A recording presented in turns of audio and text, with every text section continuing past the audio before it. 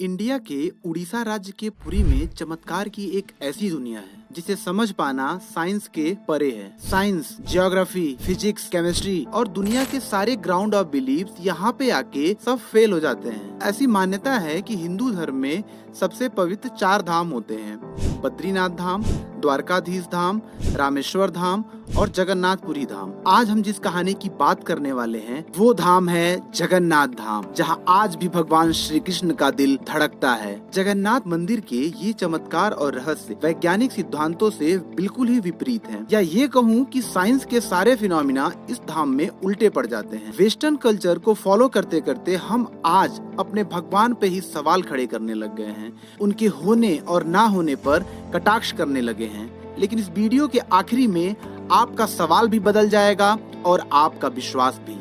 आइए देखते हैं भगवान जगन्नाथ का अद्भुत स्वरूप। विश्व के किसी भी मंदिर की मूर्तियां या तो मेटल या तो स्टील की बनती हैं, जबकि यहाँ भगवान विष्णु की प्रतिमाएं नीम की लकड़ी से बनी हुई हैं। लेकिन ऐसा क्यों?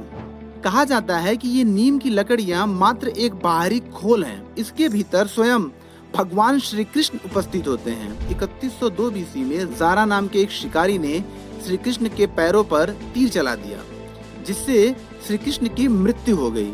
जारा को जो अपनी गलती का एहसास हुआ तो वो श्री कृष्ण के पास पहुंचा, जहां श्री कृष्ण अपनी अंतिम सांसें ले रहे थे। तब जारा ने श्री कृष्ण का पूरे रीति रिवाजों के साथ अंतिम संस्कार किया। लेकिन जब चिता शांत हुई तो जारा ने देखा एक चमकने वाला मेटल जो इतना प्रकाश कर रहा था कि आंखें भी फोड़ दे। उसने उस मेटल को समुद्र में बहा दिया। वहाँ से आरंभ हुई पुरी के रहस्य भरी लकड़ी की मूर्ति की कहानी, क्योंकि आज भी उस मूर्ति के अंदर वही चमकदार चीज रखी हुई है जो जारा ने समुद्र में फेंक दी थी।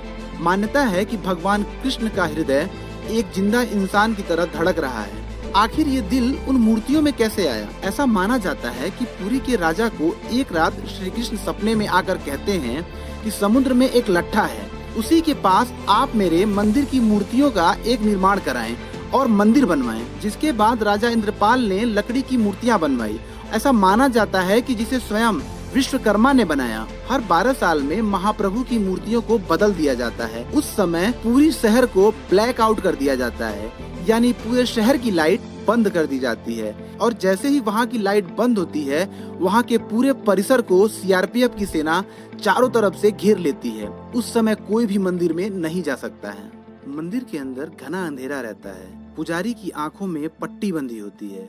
पुजारी के हाथों में दस्ताने होते हैं। वो पुरानी मूर्ति से ब्रह्म पदार्थ निकालता है और नई मूर्ति में डाल देता है। आखिर ये ब्रह्म पदार्थ क्या है? आज तक ये किसी को नहीं पता। इसे आज तक किसी ने नहीं देखा। ये एक अलौकिक पदार्थ है जिसे छूने मात्र से किसी इंसान के जिस्म के चीथड़े उड़ जाएं। भगवान जगन्नाथ और अन्य प्रतिमाएं उसी साल बदली जाती हैं जब साल में आषाढ़ के 2 महीने आते हैं। वैसे कभी कभी 14 साल में भी ऐसा होता है। इस मौके को नव कलेवर कहते हैं।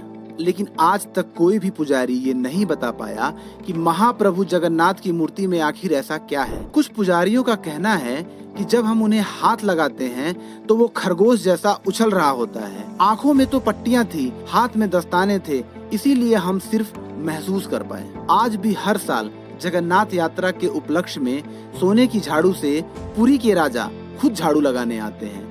भगवान जगन्नाथ मंदिर के सिंह द्वार से पहला कदम अंदर रखते ही समुद्र के लहरों की आवाज नहीं सुनाई देती है।